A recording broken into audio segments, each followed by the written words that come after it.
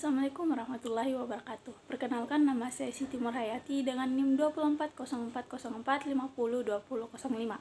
Mahasiswa baru Universitas Negeri Makassar, Fakultas Ilmu Pendidikan, jurusan Bimbingan dan Konseling.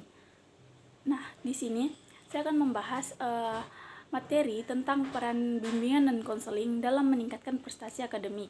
Nah, pendidikan merupakan pilar utama dalam pembangunan sumber daya manusia yang berkualitas, di mana potensi akademik siswa menjadi indikator penting keberhasilan pendidikan. Prestasi akademik tidak hanya mencerminkan kemampuan intelektual, tetapi juga berpengaruh pada perkembangan karakter, keterampilan sosial, dan kesiapan siswa menghadapi tantangan di masa depan.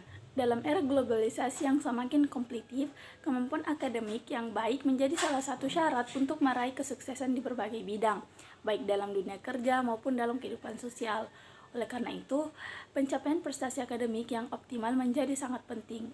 Namun, pencapaian tersebut seringkali dihadapkan pada berbagai tantangan, baik dari dalam diri siswa maupun lingkungan sekitar. Berbagai faktor seperti tekanan dari orang tua, persaingan antar teman sebaya, dan ekspektasi masyarakat dapat menciptakan beban psikologi yang berat bagi siswa.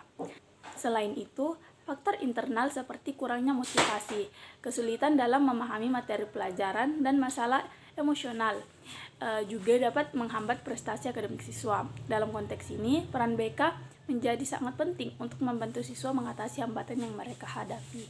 Nah, sekarang kita masuk ke pembahasan yang pertama. Apa saja peran bimbingan dan konseling dalam meningkatkan prestasi akademik siswa? Nah, BK memiliki peran yang sangat penting dalam mendukung prestasi akademik siswa. Menurut Gavis dan Henderson 2006, layanan bimbingan dan konseling tidak hanya bertujuan untuk memberikan arahan dalam hal pendidikan, tetapi juga untuk membantu siswa mengembangkan potensi diri, mengatasi masalah pribadi sosial dan emosional yang mereka hadapi, serta merencanakan masa depan mereka dengan lebih baik. Dalam konteks pendidikan, bimbingan dan konseling berfungsi sebagai sarana untuk meningkatkan kesejahteraan siswa secara menyeluruh yang dapat memengaruhi prestasi akademik mereka. Nah, pembahasan selanjutnya ada bimbingan dan konseling dalam mengatasi hambatan prestasi akademik siswa. Nah, bimbingan dan konseling dapat membantu siswa mengatasi berbagai hambatan yang mengganggu prestasi akademik mereka. Hambatan ini bisa datang dari berbagai sumber, baik dari dalam diri siswa sendiri, seperti masalah psikologi, misalnya kecemasan atau depresi, maupun dari lingkungan sekitar, seperti tekanan dari orang tua, persaingan antar teman sebaya, atau masalah keluarga. Salah satu tantangan terbesar yang dihadapi siswa adalah stres akademik yang berkaitan dengan ujian, tugas, dan ekspektasi tinggi dari lingkungan sekitar. Ketika siswa tidak mendapatkan dukungan yang memadai, stres ini bisa berkembang menjadi kecemasan yang berlebihan, yang dapat merusak konsentrasi dan motivasi mereka untuk belajar.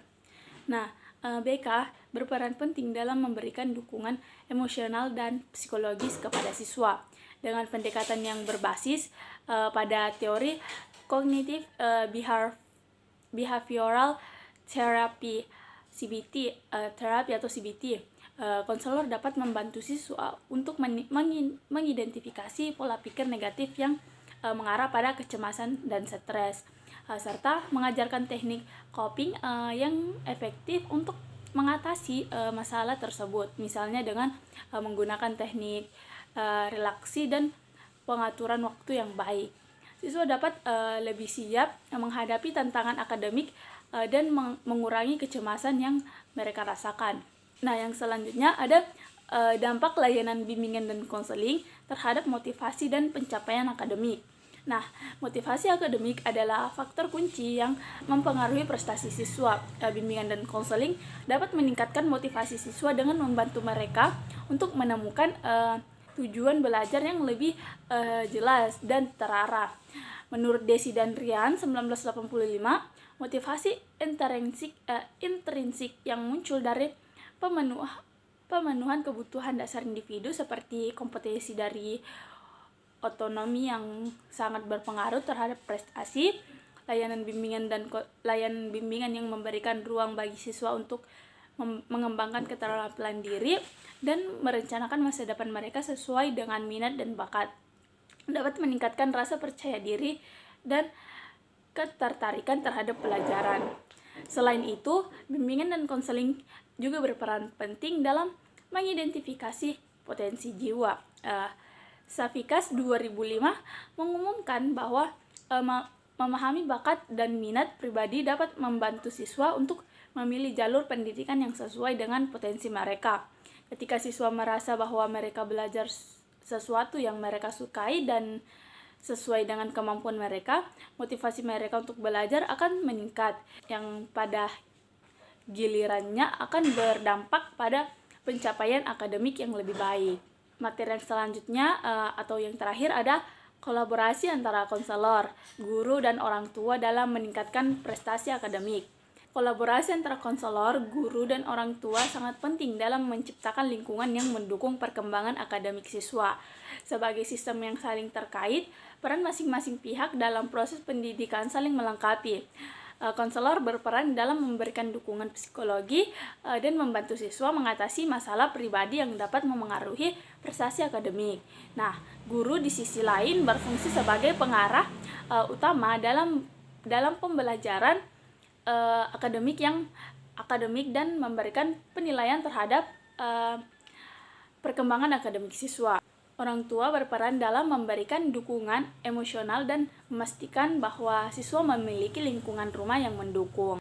Nah, itulah tadi materi yang dapat saya sampaikan tentang peran bimbingan dan konseling dalam mengatasi prestasi akademik siswa. Nah, adapun kesimpulannya yaitu bimbingan dan konseling memiliki peran penting dalam mendukung prestasi akademik siswa dengan pendekatan holistik yang mencangkup aspek psikologi, sosial, dan emosional. Layanan ini membantu siswa mengatasi hambatan seperti stres dan kecemasan, meningkatkan motivasi, serta mengidentifikasi potensi mereka. Nah, berdasarkan self-determination theory atau teori Desi dan Rian 1985, pemenuhan kebutuhan kompetensi, keterhubungan, dan otonomi memotivasi siswa untuk mencapai tujuan akademik.